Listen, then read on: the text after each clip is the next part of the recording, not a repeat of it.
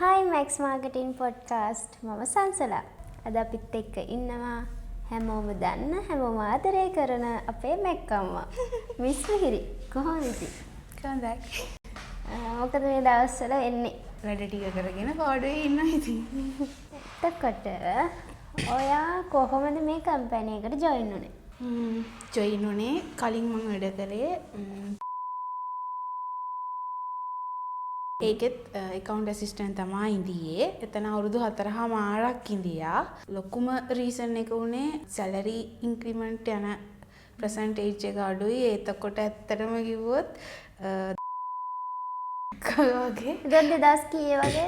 2016 තමා ඒ වැඩට ගියේ 2016 මාර්තු වල. එතකොට එතන ඉඳන් අවුරුදු 4.5 ඉඳියා. එතකොට ඇත්තටම ඒක ඊට කලින් ජොබ් එකක් හම්බ වෙනකන් ඔෆිස් නෙමෙයි ඒක නිකන් නෝමල් එයාලගේ ඇටෙන්ඩන්ස් මාක් කරන්න එහෙම සයිට් එකක් තිබ්බේ එතන. ඒ ඉඳද්දි තමයි අතන ජොබ් එකට ගියේ. ඒකේ සැලරි නැති හින්දා ඊට පස්සේ මාසයක් වගේ රෙසිග්නේෂන් එක දීලා ගෙදර ඉන්නකොට අපේ ගෙවල් පැත්තේ මාමා කෙනෙක්ගේ එයා ටයිල් එකේ තමයි වැඩ කරන්නේ. මම ටයිල් එකේ එයාගෙන් ඇහුවාම මොන හරි වේකන්සි තියෙනවද කියලා. එතකොට CV එක දෙන්න කිව්වා. CV එක දුන්නට පස්සේ කොහොම හරි චන්දි මාසෙට CV එක දීලා තියෙනවා.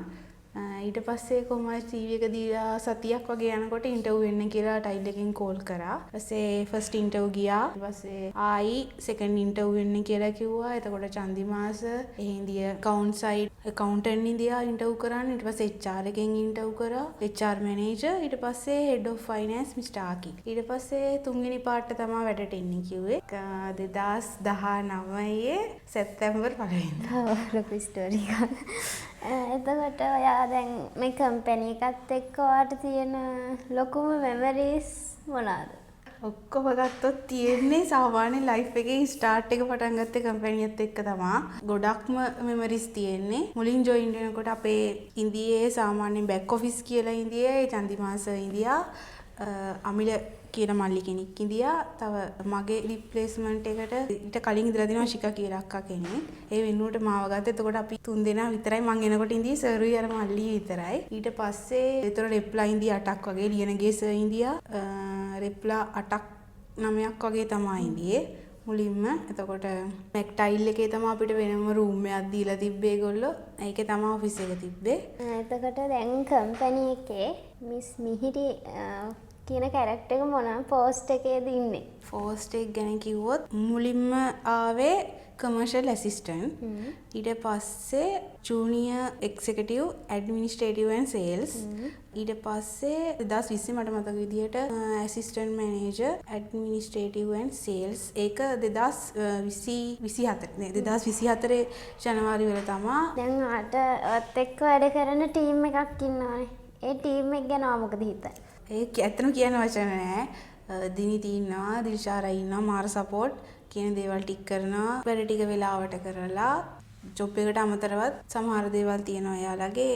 එහෙම මුකුක්වත් ඒ කියන්නේ ඕන දෙයක් කියන්න පුළුවන්. එහෙම කට්ටියක්. හරි.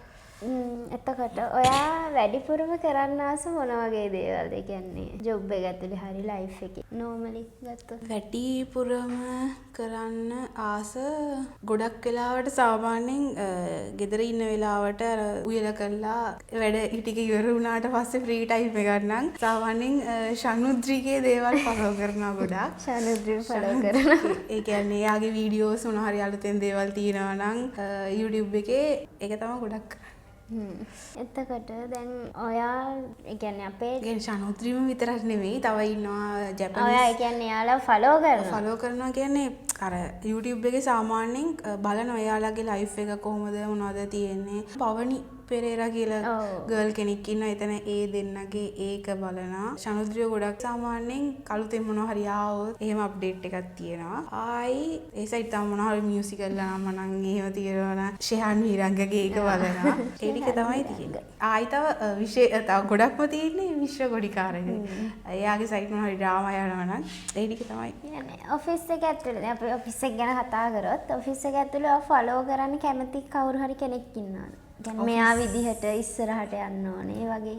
ඇත්තටම ආව දවස් ඉඳන්ම සාමාන්‍යයෙන් ෆලෝ කරන්න කැමති චන්දිමාසව සජාත්සවත් ඒ වගේ. හැබැයි අර ගොඩක්ම මේ ආශ්‍රය කරන්නේ ඉන්නේ චන්දිමාස හින්දා කැමති සර්ත් එක්ක තමයි. හේතුව يعني චන්දිමාස හේතුව කියන්නේ මං සාමාන්‍යයෙන් දැන් ඇවිල්ලා මං අවුරුදු 5ක් වෙනවා.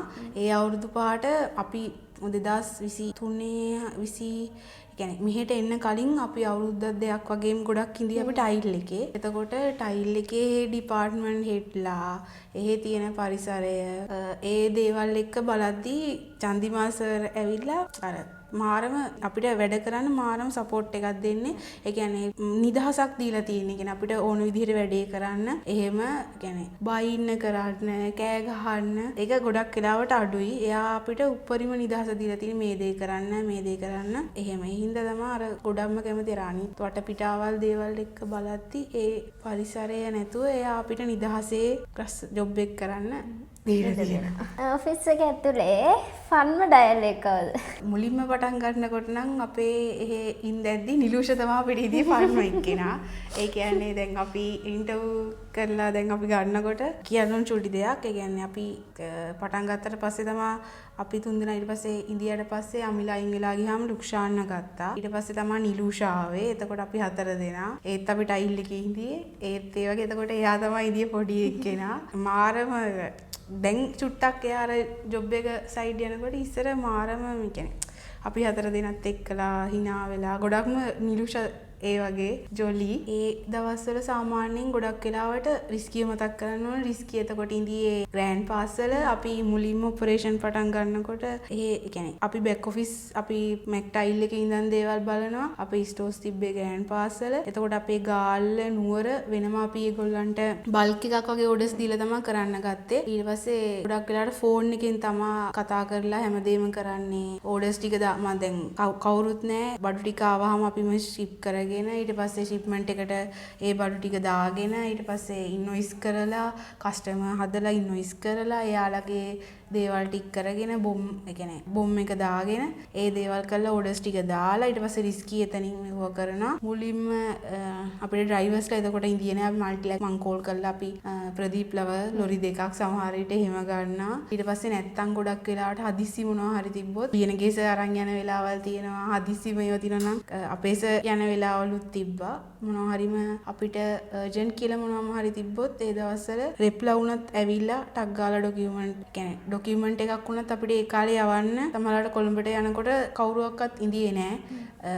බැංක් කරන්න යන ඒවට ටයිල් එකෙන් තමයි මුලින්ම අපි මෙහෙට එනකම්ම අපේ බැංකින් සයිඩ් ගොඩක්ම දේවල් කරේ ටයිල් එකේ accounts එකේ ඒ අයියලක් කළා තමයි. එයාලට අපි දුන්නාම එයාලා අපේ දේවල් බැංක් කරලා දෙනවා. ඊට පස්සේ අදිසි මොනවා හරි තියෙනවා නම් ඒ දවස්වල අපේ ඉන්දියා සේල්ස් රෙප්ලා ඉන්දියා ඒ කට්ටිය ඇවිල්ලා සපෝට් කරනවා. හොඳම මතකේ තියෙන කොරෝනා දවස්වල මට මතක කියන්නේ ලියනගේ සර් පොසිටිව් වුණා, සජාත් සර් පොසිටිව් වෙලා ඉඳියා. ඊට පස්සේ චන්දිමා සර් පොසිටිව් වුණා, අමිලත් පොසිටිව් වෙලා ඉඳියා. මං විතරයි බෑක් ඔෆිස් ඉඳියේ. ඉන්සෙන්ටිව් දාන්න කලෙක්ෂන් ටික තිබ්බා, ඉන්සෙන්ටිව් තිබ්බා. ඊට පස්සේ ඉන්වොයිස් සයිඩ් ඔක්කොම ටික තිබ්බා. ඒ දවස්වල එතකොට ටයිල් එකෙන් මාරම සපෝට් එකක් දුන්නාට මමත් ගිහිල්ලා අලුත වගේ කවවත් දන්නෙත් නැහැ නේ වැඩි. කවවක්වත් දන්නෙත් නැහැ. ඒ වුණාට දැන් accounts එකේ ඒ දවස්වල මේ මාරම සපෝට් එකක් දුන්න. දැන් මම චෙක් එක දානවා. චෙක් එක දාද්දි එයාලගේ තමයි print එක ගන්න තියෙන්නේ permission නැතුව සමහර දේවල් වලට. ඒතර එයාලා එහෙන් චෙක් එක දැම්මම මම post කරාම එහෙම අරගෙන මාරම සපෝට් එකක් දුන්නා ඒගොල්ලෝ. ඒ කියන්නේ එතකොට දැන් ඔයාට ඒ ඉඳපු තාත්තේ දැන් කලින් මේක පටන් ගන්නකොට පටන් ගත්තේ මැක්ස් ටයිල් එකෙන්. දැන් අපිටම කියලා එකක් තියෙනවා. ඒකට ඒ ගැන මොකද හිතන්නේ?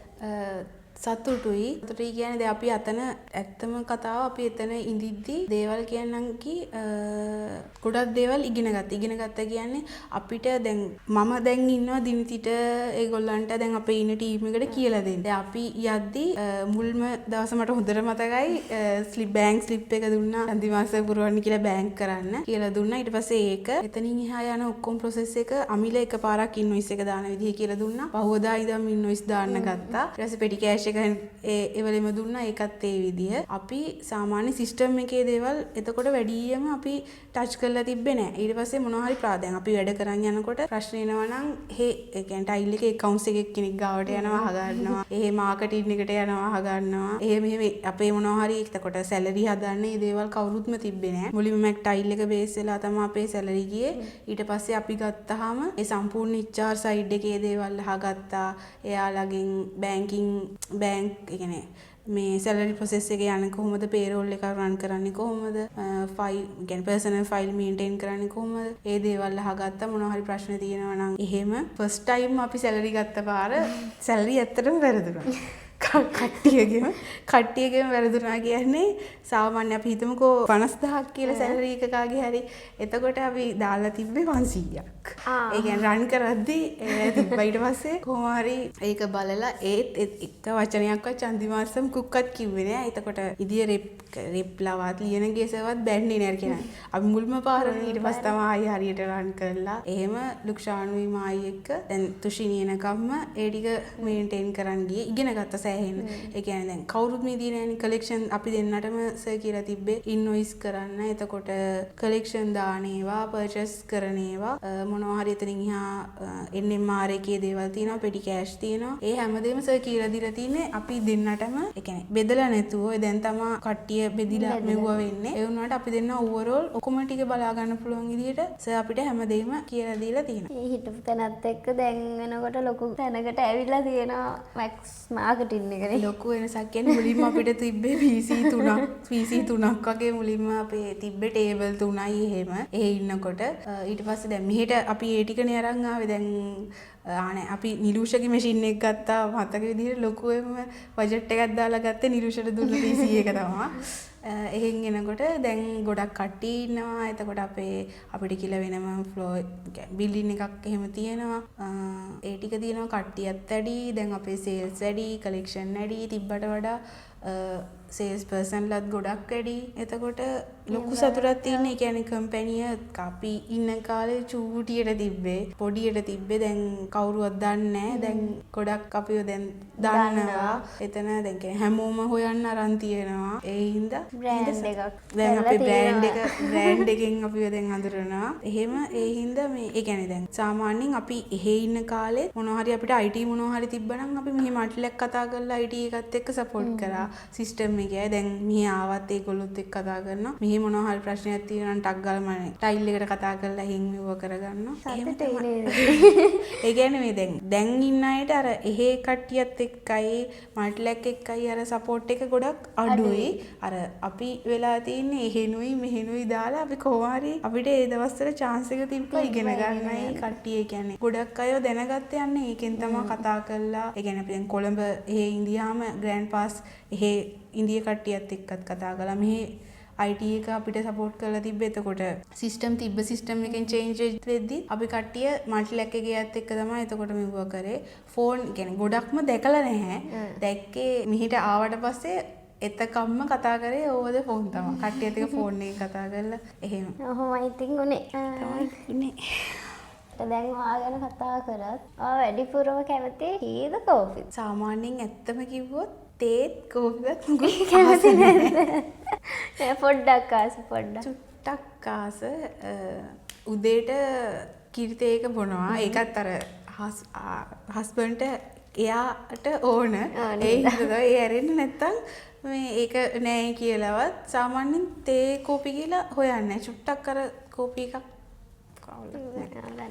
දැන් ඔහොමයි ඉතින් උනේ. එහෙනම් thank you අද අපිත් එක්ක එකතු වුණාට.